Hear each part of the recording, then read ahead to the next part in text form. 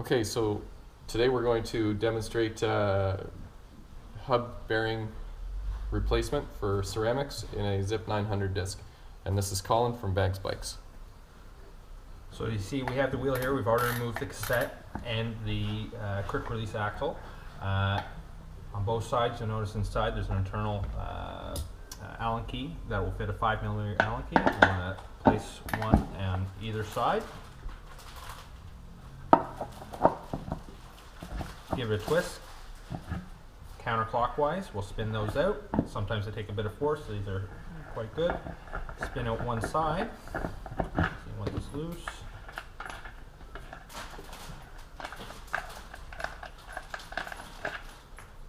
Once you've done that, you've now exposed the axle. Inside, once you pull that, the entire axle and you see on the other side here, free hub body comes out as one unit. Sometimes it just takes a bit of a twist of the free hub body to release these pulls from inside. But once you do that, the whole thing slides right out. Next thing you want to do is do a quick check to make sure there's no Dirt or debris or extra washers stuck in there. Sometimes they'll stay against it because they have bearings inside the free hub body that may also stay in there. So once you've done that, you checked inside, make sure there's no other obstructions or anything inside. You take your bearing removal tool. We use a Wheels Manufacturing one. So basically what it is this goes inside your bearing, and then we tighten this down, it flares out and grabs the bearing. You see we'll fit that in there, very tight fit, and they do that on purpose so that when you tighten it, it's very little pressure.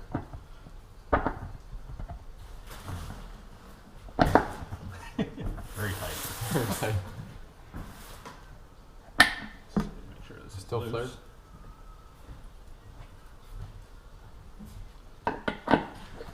Again. There we go. Everything's louder with a disc.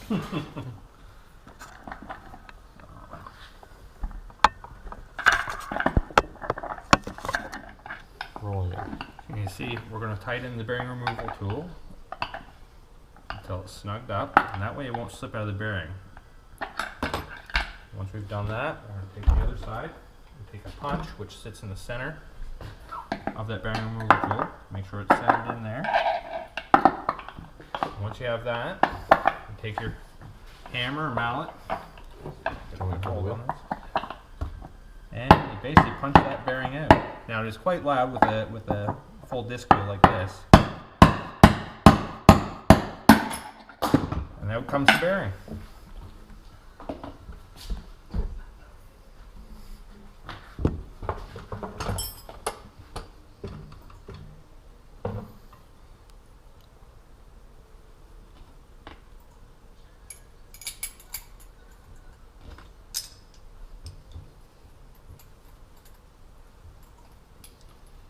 Remove the tool.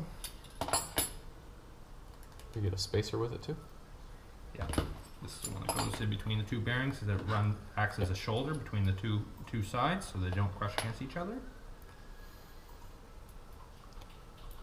Now, trying to get that bun back off.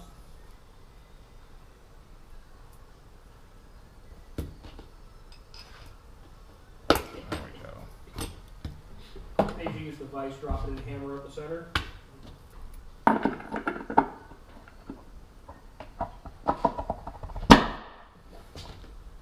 in.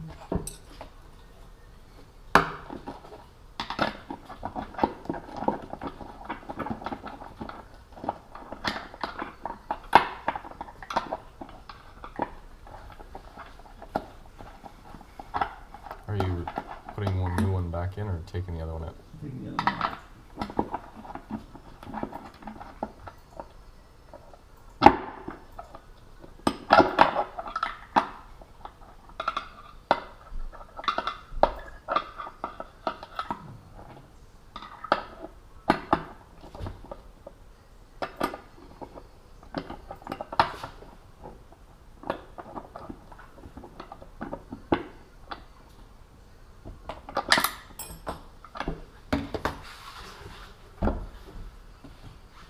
Do one of those cool sped up videos during this.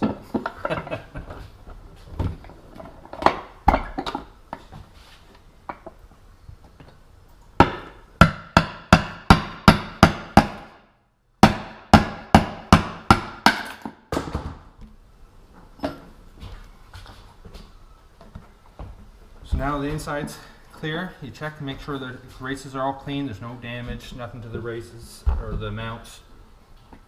Everything's looking good. What are you looking for? Just make sure everything's clean. You want a rag? So then we're going to find our bearing press tool, the correct size for the bearings that are going back in. This is one of the brand new Boca bearings. 6802. So you find they match up. That's the right size. So you know that's the one that's going to press in. We're going to open up our press.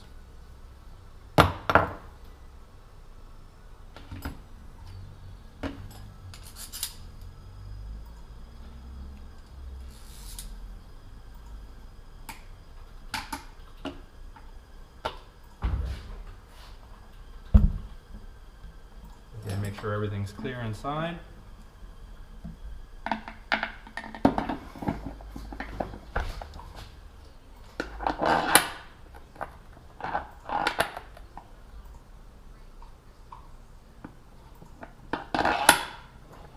Some spacers so we don't have to wind it so far. Do you want to show the spacers on the other side once you go? Basically, we put on a larger spacer there to make sure it sits flush, that we can pull in, the bearing doesn't go sideways or crooked. An extra spacer just so we don't have to spin it quite as long.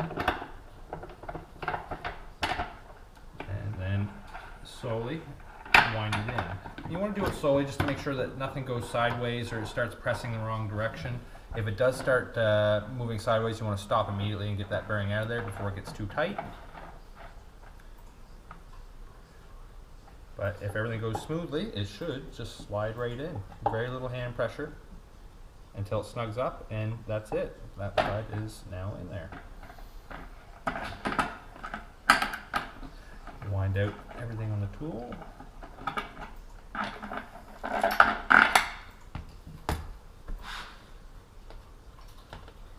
Flip everything around. Now, be sure to remember to put your spacer back in between the bearings. It's an easy thing to forget. We see a lot of hubs come in that are already missing these. That would be bad. It is. Go through a lot of bearings. Yeah. Yeah, we actually had one last week. Or was it a couple weeks ago? Yeah, a couple weeks ago. What was it? Was it a head, was it? Wings? Yeah. And it had a shim in there to make up for the difference in bearing. Sad thing is, it all looked like factory stuff too. And back before head got their shit straightened out on their hubs. Oh yeah.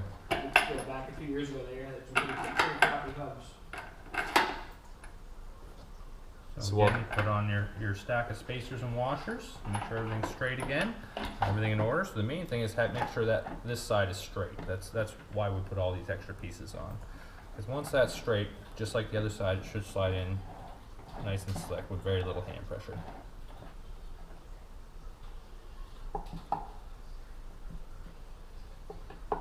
Again, just till it's snugged up, and that's it. Back it off. Take off all your spacers, washers, etc.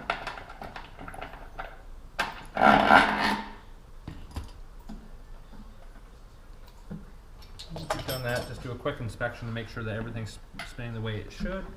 Nice and smooth. There's no obstructions, debris. So now you can see that the bearings are now flush in there, seated nicely on both sides. Once you've done all that, now you can start reconstructing the hub. So again, you grab your free hub body. We were smart and we left everything right on the axle, including the washers, etc. So some free hub bodies you have to watch out to make sure that these are tucked in. You just kind of grab them with 3 fingers as they go in. So insert the axle, make sure that center divider is leveled.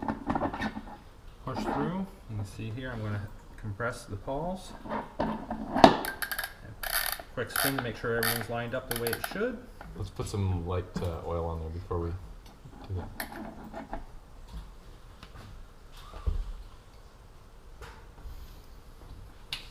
So Zipp calls for light oil with their discs and their hubs.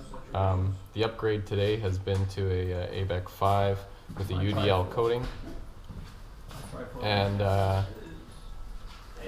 nice retainer, and of course seals similar to those that came out of the wheel.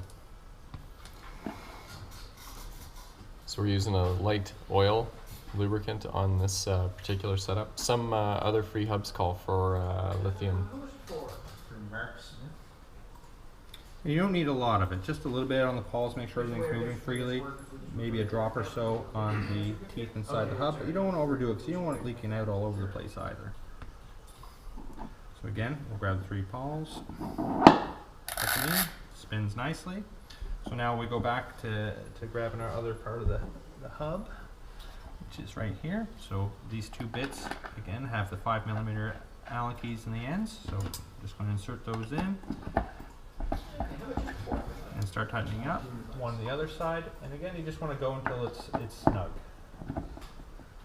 Just a little pressure. Enough that it won't undo itself. And once you do that, again, you check to make sure everything's spinning freely, and you are set to go. Everything is now working the way it should. Brand new ceramic bearings.